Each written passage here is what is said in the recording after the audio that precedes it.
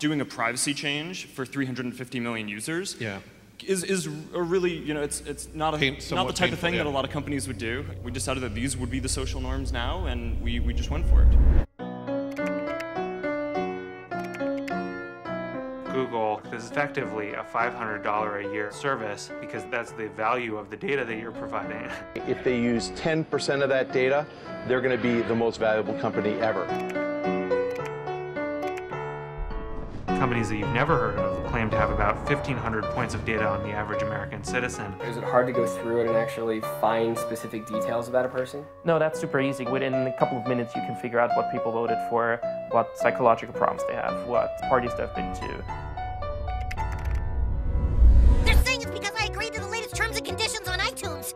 No one has read the terms and conditions. No one in the world. To the extent there have been contract decisions, they've held that these terms and conditions are valid. And what if your phone came with these long terms and conditions said, well, if you use the phone, the government can wiretap you? That would be insane. But that's the kind of world we're living in. Anything that's been digitized is not private.